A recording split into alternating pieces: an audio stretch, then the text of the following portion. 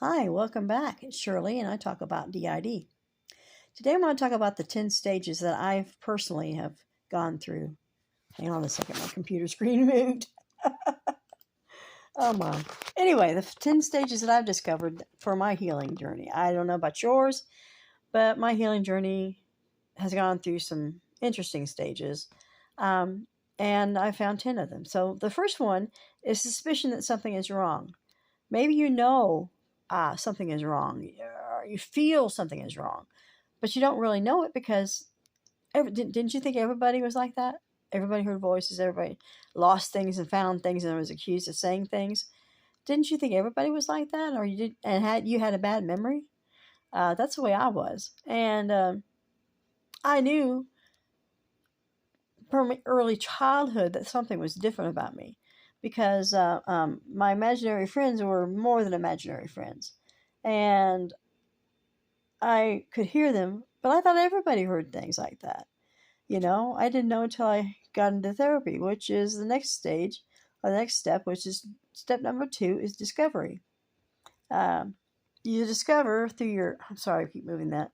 You discover through your therapist that you have dissociative identity disorder. And at first you may have been frightened, or you may have been angry. I know I was more angry than anything. I wasn't frightened at all, but I was angry because these people, these people supposed to be taking care of me, hurt me, you know.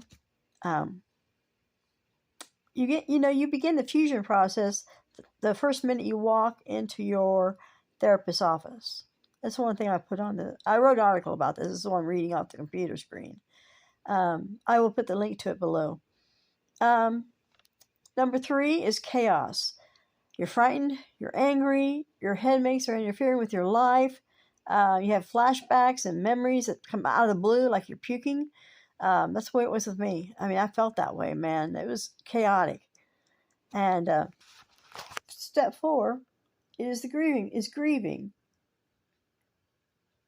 You grieve over the loss of a childhood. You grieve because you have to go through therapy.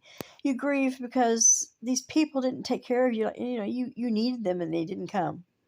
Or if they came, they were abusive. So that's what I went through with the grieving process. It was like you almost go through the 5 stages. They don't really believe in those 5 stages anymore, but there are 5 stages that they used to believe in, and it followed that pretty much. In and out of it a lot. And these stages are the same way. You maybe go through the first 3, and then you skip to 7, and then you go back to the first, and then you're skipping around in these, and you may go through one of them more than once. That's true. I mean, I went through the grieving more than once, many times. Number 5 is learning. In this stage, you are learning to communicate with your alters, and you're using what you learned about your past as a launching point for good. That's what I wrote in my article. You've learned. Begin to learn. You get past the area where you're all into yourself and feeling pity and all these things for yourself. Righteous anger. You get past that, and you're starting to get past that, I should say, and you start reaching out to your alters, to make a big peace. You may build a safe place in your mind where you can meet and everybody be happy. And your therapist with your your therapeutic relationship with your therapist deepens. And that is the next stage, is dependence. Once you form that link with your therapist, it can be very strong, and maybe you feel like she's your mother. I mean, I felt like mine was my mother, and I went to, excuse me, I felt very dependent on her. She tried very hard to not let me get dependent, though, so it's a good thing she was a good therapist because I was really hooked on her. And by the time she retired and I lost her, I was doing much better. She helped me through so much. The next stage is acceptance. You accept your past because you can't change it. You don't give excuses for it. I mean, there's no excuse for what they did. But you accept that it is your history. It cannot be changed. And, uh, you see yourself, you should begin to accept not only your past, but also the fact that you can't change anything. I mean, what I said 2 seconds ago is gone. I can't take it back, right? And that's the way it is with this. Once it's gone, it's gone.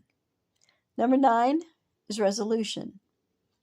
And this next to the last stage, you reach out at a point where the past no longer reigns over your life, and you're beginning to think of ending therapy.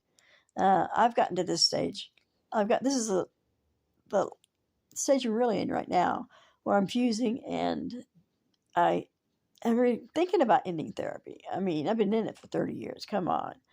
And these people have helped me so much. I've had 3 good therapists, and they've helped me a lot.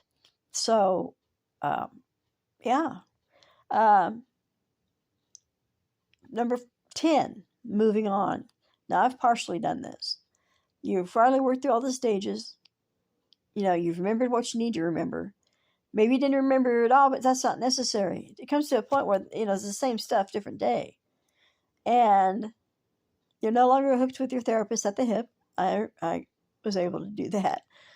And I would like to break free of that. And you leave your past where it belongs, in the past. Now, I know this has been a long video compared to my usual ones, but I wanted to talk to you about this because, you see, in the moving on stage, that's what everybody's trying to get to, right? It doesn't mean you're going to fuse completely. It doesn't mean you're going to integrate completely. It doesn't mean that your alters are going anywhere. You're just going to incorporate what they know into you, right? Everything they know, everything they remember is incorporated into you. And believe me, it's hard to do, but it's worth it. It's very much worth it. I very seldom have chaos with my system anymore. Maybe with the people I live with, but not with my alters. All right? We're the orchestra that actually began making beautiful music because we had a maestro that led us, and he gave me the baton, and I went on with it. Okay? Moving on. So, I hope you enjoyed this video. If you did, like and subscribe to it, everybody says that on YouTube. It's kind of hard to say when you're not used to it. But anyway, I hope you have a good week, and I will talk with you next week. Bye-bye.